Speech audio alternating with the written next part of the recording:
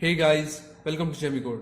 तो आज की इस वीडियो में हम सीखेंगे कि पाइथन में कंडीशनल और इटरेटिव स्टेटमेंट्स क्या होते हैं, इनके कितने टाइप्स होते हैं और इन्हें हम प्रोग्रामिंग में कैसे यूज कर सकते हैं। तो अगर आप हमारे चैनल पर नए हैं तो हमारे चैनल को सब्सक्राइब करें और पास में बेल आइकन को प्रेस करें, जिससे आगे आने वाली वीडियोस को आप देख सकें। और वीडियो के लास्ट तक बने रहिए, क्योंकि इस वीडियो में मैं आपको कंप्लीटली सिखाऊंगा कि कंप्लीट कंडीशनल और इटरेटिव स्टेटमेंट्स को हम पाइथन प्रोग्रामिंग में कैसे यूज करें। तो चलिए बिना देर करते हुए वीडियो को शुरू करते हैं।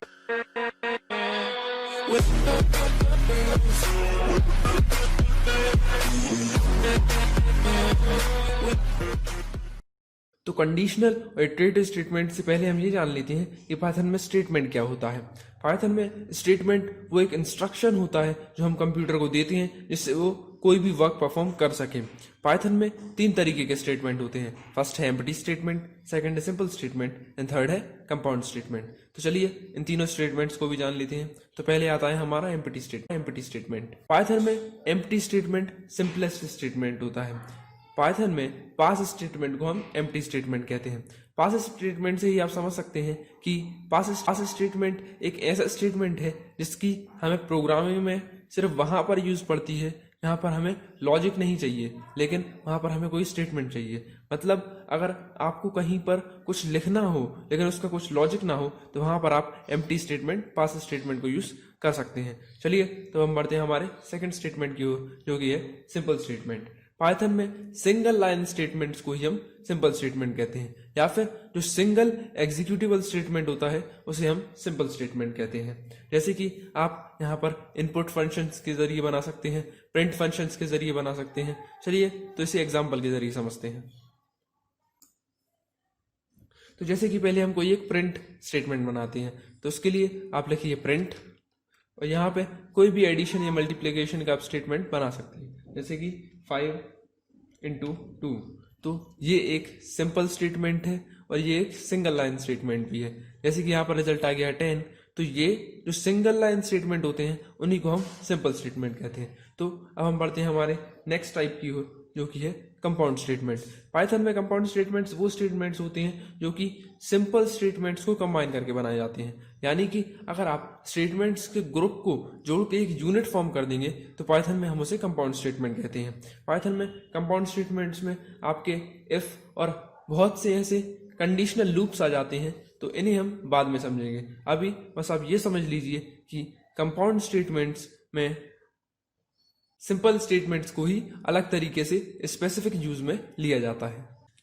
तो चलिए अब बात करते हैं कि इटरेशन क्या होता है। यानी कि अगर सिंपल वर्ड्स में समझें तो इटरेशन को हम लूपिंग भी कहते हैं। लूपिंग मतलब किसी एक ही चीज को बार बार चलाना। यहाँ पर आप कह सकते हैं कि repetition of set of statements, मतलब 2-3 स्टेटमेंट की बंच को अगर आप बार बार चलाते हैं तो उसे हम पाइथन में इटरेशन या लूपिंग कह सकते हैं।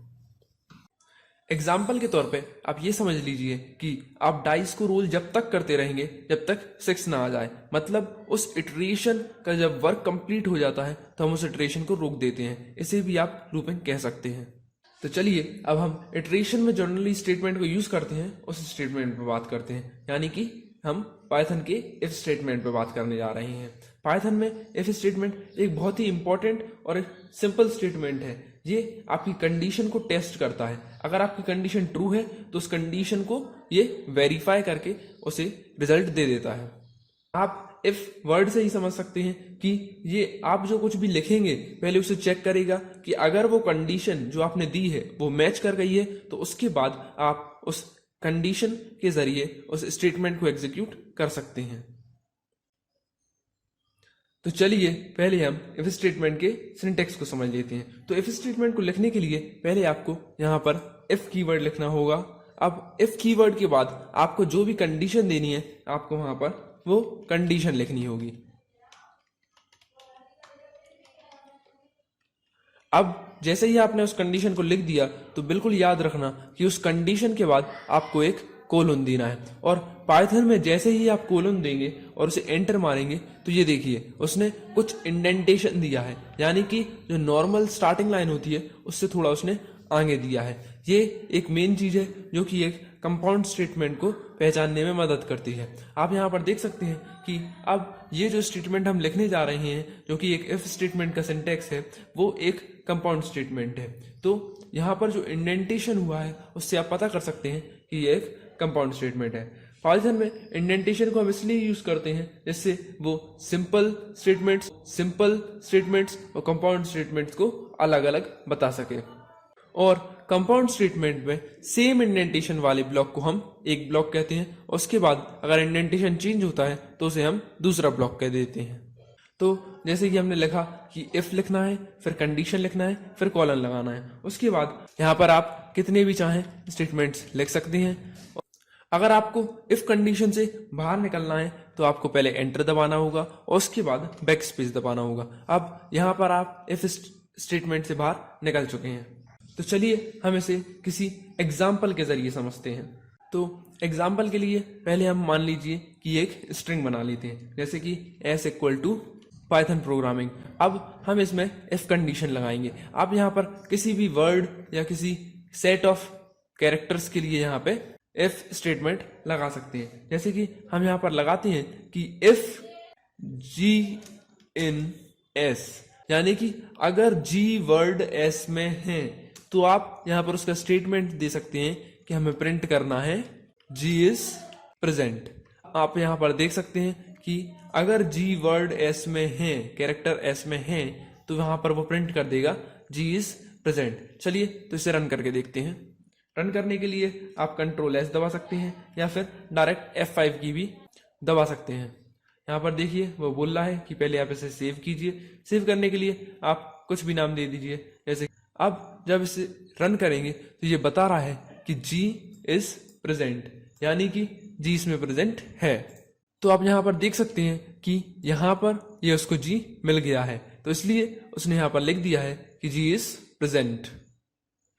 तो चलिए अब हम एक और एग्जांपल लेते हैं। उसके लिए भी आप किसी एक नई विंडो को बना लीजिए। यहाँ पर आप जैसे कि हम बनाते हैं कि अगर हम किसी एक नंबर को इनपुट करें और फिर देखें कि वो किसी वैलिड नंबर से डिविजिबल है कि नहीं है, तो उसके लिए पहले आपको एक नंबर इनपुट करवाना होगा। उसके लिए आप लिखिए n is equals to int. Number के लिए आप याद रखिए कि आपको इंट या फ्लोट यूज करना होगा। उसके बाद आप लिखिए इनपुट फंक्शन। उसके बाद आप यहाँ पर कोई भी स्ट्रिंग में इंस्ट्रक्शंस दे सकते हैं, जैसे कि एंटर आ नंबर। अब आप यहाँ पर क्लोज कर दीजिए। अब जैसे कि अगर हम n में किसी नंबर को स्टोर कर लेते हैं, हम चेक करना चाहते हैं कि वो नंबर 5 से डिविजिबल है कि नहीं, तो आप यहाँ पर लिखिए कि इफ n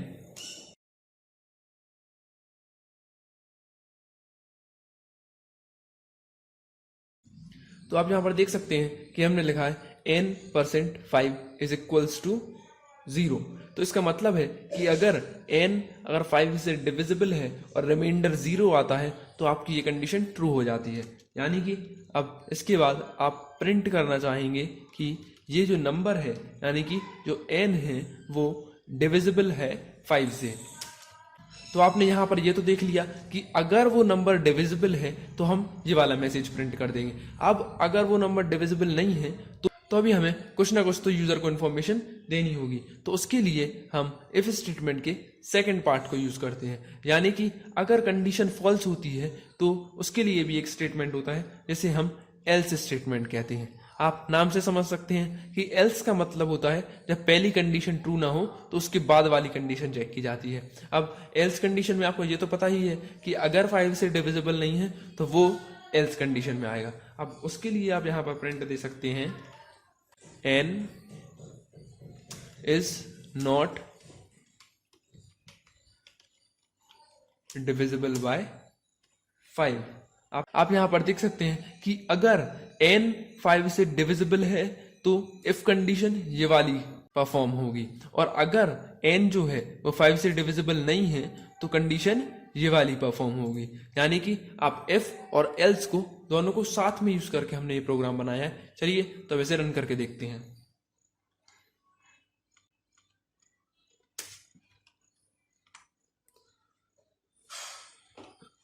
ये देखिए वो आपसे कह रहा है एंटर अ नंबर। तो पहले हम किसी एक नॉन डिविजिबल नंबर को ऐड करते हैं, जैसे कि 9। तो ये देखिए उसने बता दिया है कि 9 is not divisible by 5 because 9 5 की टेबल में नहीं आता। चलिए तो हम किसी एक डिविजिबल नंबर को लेते हैं। उसके लिए आप यहाँ पर फिर से F5 दबाएं और यहाँ पे आप देख सकते हैं कि वो फिर से पूछ रहा है एक नंबर एंटर करने के लिए। तो यहाँ पर हम करते हैं 15। तो आप यहाँ पर देख सकते हैं कि 15 is divisible by 5 because 5 into 3 equals to 15। तो इस तरह से आप इफ और एल्स कंडीशन के जरिए एक प्रोग्राम बना सकते हैं। तो जैसा कि अभी हमने किसी डिविजिबिलिटी चेक करने का भी हमने प्रोग्राम बनाया, तो उसी तरीके से आप इफ एल्स स्टेटमेंट के जरिए कई प्रोग्राम बना सकते हैं। जैसे कि आप प्रॉफिट लॉस का प्रोग्राम बना सकते हैं, आप किसी कैरेक्टर्स में कोई वर्ड है या नहीं है उसका प्रोग्राम बना सकते हैं, और बहुत से ऐसे प्रोग्राम्स हैं जो आप इफ एल्स कंडीशन के जरिए बना सकते हैं। तो चलिए अभी तो हमने बात की इफ एल्स स्टेटमेंट की, अब हम बात करते हैं कि इफ स्टेटमेंट को आप पाइथन में नेस्टेड तरीके से भी यूज कर सकते हैं। नेस्टेड से मतलब होता है कि आप एक इफ कंडीशन के अंदर और इफ कंडीशंस लगा सकती हैं, मतलब आप कंपाउंड स्टेटमेंट के तौर पे एक और इफ स्टेटमेंट को ले सकते हैं। तो चलिए इसे भी एग्जांपल की मदद से समझते हैं।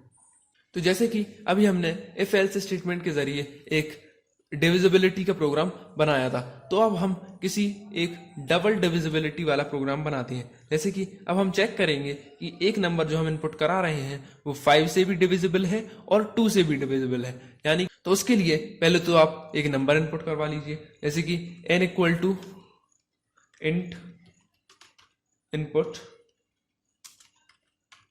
Enter a number.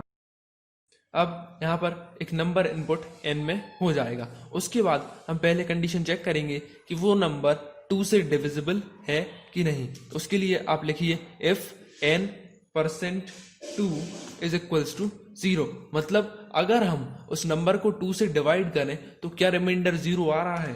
अगर रिमाइंडर 0 आ रहा है तो उसके बाद अब हमें चेक करना है कि अगर वो जो नंबर 2 से डिविजिबल है वो 5 से डिविजिबल है कि नहीं। तो उसके लिए भी आपको यहाँ पर एक और बार इफ स्टेटमेंट लगाना होगा। तो इसी को हम नेस्टेड इफ स्टेटमेंट कहते हैं, यानी कि अगर आप इफ स्टेटमेंट के अंदर एक और इफ स्टेटमेंट ले लेते हैं तो उसे हम पाइथन में नेस्टेड इफ स्टेटमेंट कहते हैं। तो यहाँ पर आपको लगाना होगा कि if n is also divisible by 5। तो अब यहां पर आप प्रिंट करवा सकते हैं कि n is divisible by both 2 and 5। अब जैसे कि हमने यहां पर चेक कर लिया है कि जो n है वो 2 और 5 दोनों से डिविजिबल है। अब मान लीजिए कि वो जो नंबर है वो 2 से डिविजिबल है लेकिन 5 से डिविजिबल नहीं है, तो उसके लिए हम एक एल्स कंडीशन लगाएंगे। अब उस एल्स कंडीशन को आपको इस इंडेंटेशन लेवल पर लगाना होगा, ना कि इस इंडेंटेशन लेवल पे।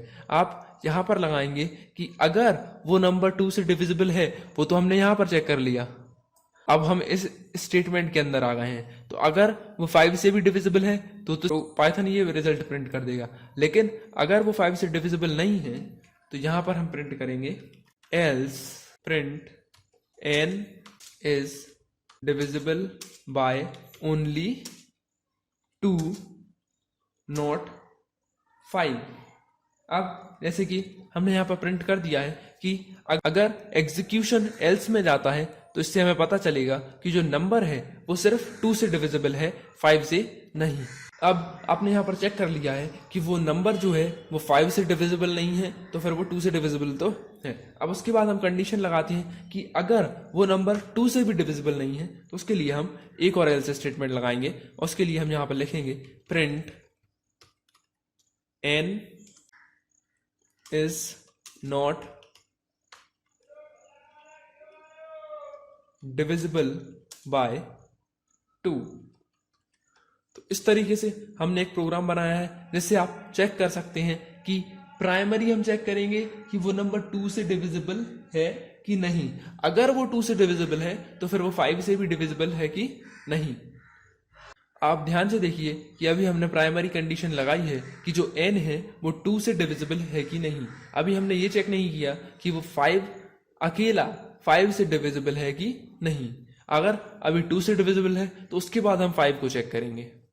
तो चलिए इसे रन करके देखते हैं। तो देखिए यहाँ पर फिर से कह रहा है एंटर अ नंबर। तो पहले हम एक 2 से डिविजिबल नंबर को ऐड करते हैं, जैसे कि हमने ऐड किया 14। तो आप यहाँ पर देख सकते हैं कि इसने बता दिया है 14 is divisible by only 2 not 5। तो चलिए इसका एग्जीक्यूशन समझते हैं। तो देखिए जैसे कि यहाँ पर था कि हमने नंबर इनपुट किया 14, अब जो n में थी, n में आपकी वैल्यू आ गई 14। अब हम गए इफ स्टेटमेंट में। इफ स्टेटमेंट में यहाँ आपको n की वैल्यू आ गई 14। इफ 14% 2 इज इक्वल्स टू 0, तो ये कंडीशन ट्रू है, यानी कि 14 2 से डिविजिबल है। अब ये कंडीशन ट्रू होने के बाद हम इस ब्लॉक के एंटर अंदर आ गए, मतलब आप इस स्टेटमेंट में चेक करेंगे। तो अब हमने यहाँ पर चेक किया इफ 14 इज डिविजिबल बाय 5 और नॉट, तो ये जो इफ स्टेटमेंट है ये तो फॉल्स हो गया, क्योंकि 14 5 से डिविजिबल नहीं है। अगर इफ स्टेटमेंट फॉल्स हुआ तो वो सीधे एल्स स्टेटमेंट पे जाएगा, इसलिए उसने प्रिंट कर दिया कि जो 14 n की वैल्यू जो 14 है वो डिविजिबल बाय 2 तो है पर नॉट बाय 5। तो वही रिजल्ट इसने यहाँ पर प्रिंट किया है, 14 is divisible by 2 only not by 5। तो चलिए हम एक और रिजल्ट प्रिंट करके देखते हैं। हम यहाँ पर किसी 2 and 5 दोनों से डिविजिबल नंबर को ऐड करते हैं, जैसे कि हम यहाँ पर ऐड करते हैं 20। अब आप यहाँ पर देख सकते हैं कि उसने बताया है 20 is divisible by both 2 and 5। तो अगर आप इसे यहाँ पर समझें तो यहाँ पर पहले आया आपका 20, फिर वो 22 से डिविजिबल है, तो ये कंडीशन ट्रू हुई, तो उसके बाद वो इस लूप में ऐड हुआ। अब यहाँ पर उसने चेक किया कि इफ 20 इज डिविजिबल बाय 5, तो ये कंडीशन भी ट्रू हुई, तो उसके बाद सीधा उसने ये रिजल्ट प्रिंट कर दिया कि 20 is divisible by both 2 and 5। तो इस तरह से आप पाइथन में नेस्टेड इफ स्टेटमेंट को यूज करके बहुत से प्रोग्राम्स बना सकते हैं।